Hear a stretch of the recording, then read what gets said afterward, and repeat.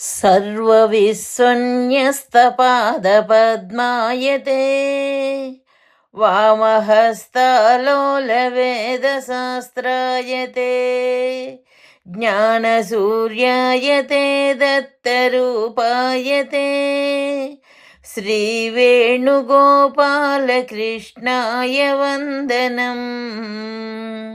श्रीवेणुगोपालकृष्णाय वन्दनम्। श्रीवेणुगोपालकृष्णाय वन्दनम्। శ్రీదత్తవేదము అక్షర ప్రసాదము సమన్వయ సిద్ధాంతము వివరణ కంటిన్యూయేషన్. ఆత్మనా ఆకాశః అను శృతికి అర్థం ఇదే. అట ఆత్మ చైతన్యమనియే గదా, ఆతతి ఆత్మ కదా అనగా శరీరమంతయు వ్యాపించి ఉండునది. చైతన్యం పంచభూత వికారమనుటకు ఒక ఉదాహరణము. అహల్య రాయిగా మారినది. ఆమెలోని జీవుడు అనగా చైతన్యమెచ్చటకు పోయినది? లోకాంతరమునకు పోయి తిరిగి వచ్చినదా? మరలా రాయి జీవుడుగా ఎట్లు మారెను అనగా చైతన్యము జడముగను జడము చైతన్యముగను మారుననియే పరస్పర పరిణామము సిద్ధాంతము. జీవుడు సృష్టింపబడినవాడే అనుటకు ఒక నిదర్శనము. రేపల్లెలో గోవులను దూడలను గోపాలకులను బ్రహ్మ తన లోకమున దాచెను. కాని స్వామి వాటినన్నింటినీ సృజించెను మరల. మరి జీవుడు నిత్యుడైన అదే జీవుని తిరిగి ఎట్లు సృజించుట? కాన జీవుడు సృష్టి భాగమే కాని సృష్టికర్త కాడు.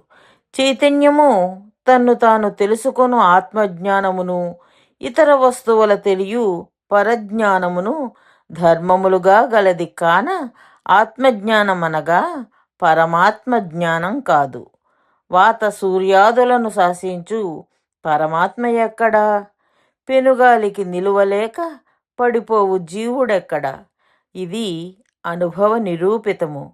గీతలో జీవుడు నిత్యుడని చెప్పుట మాటి మాటికి నశించు స్థూల శరీరముల దృష్ట్యా జీవుడు నిత్యుడనియే తప్ప పరమాత్మ దృష్ట్యా పరమార్థ నిత్యుడని కాదని తెలియవలయును.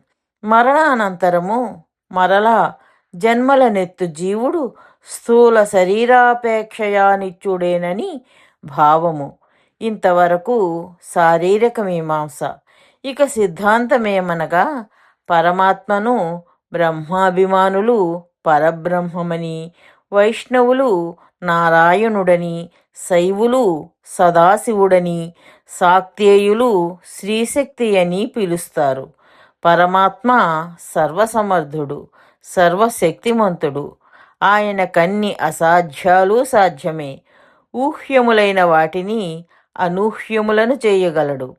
అన్ని రకాలా ఉండగలడు, అన్ని రకాలా చేయగలడు. అయితే అవసరానికి ఉచితంగా ఒక విధంగా ఉంటాడు, ఒక విధంగా చేస్తాడు.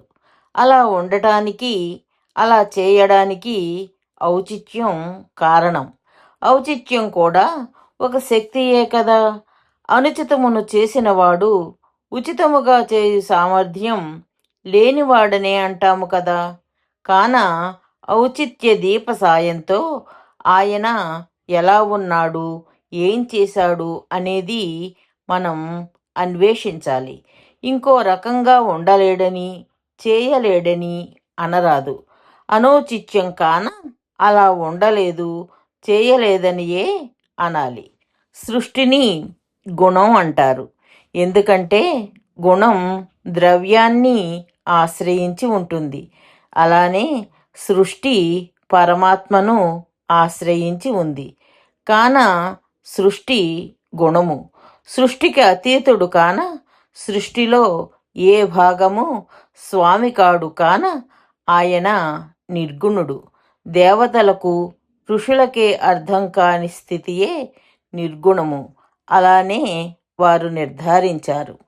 అలా ఉండడంలో ఔచిత్యం ఏమిటి? ఎవరికీ దొరకని మహత్వము, గౌరవము ఆయనకుండుట ఔచిత్యం. కాన అలా ఉన్నారు. కానీ భక్తుల తత్వాన్ని ధ్యానింపలేరు, సేవింపలేక దుఃఖించినారు. భక్తుల దుఃఖమును ఉపేక్షించుట అనుచితముగాన స్వామి ఏ రూపం కావాలంటే ఆ రూపంగా మారినారు. అంటే పరమాత్మ గుణముగానే మారినాడు. కాన సగుణము అనరాదు. సగుణమంటే గుణం కన్నా భిన్నంగా అసలు స్వామి ఉన్నాడనే అర్థం వస్తుంది. అంటే భక్తులు ఇంత సేవించి ధ్యానించిన గుణం స్వామి కాదా? ఆ గుణము అసత్యమా? అసత్యము ఆరాధింపబడినను సత్యమును ఎలా చేరుస్తుంది? ఇదంతా భక్తులకు దుఃఖకరము. కాన స్వామి గుణమేనని చెప్పవలెనే తప్ప సగుణమని పిలువరాదు. భక్త దుఃఖం అనుచితము. స్వామికి అసాధ్యమూ లేదు. కాన గుణంగానే నిజంగా మారినారు.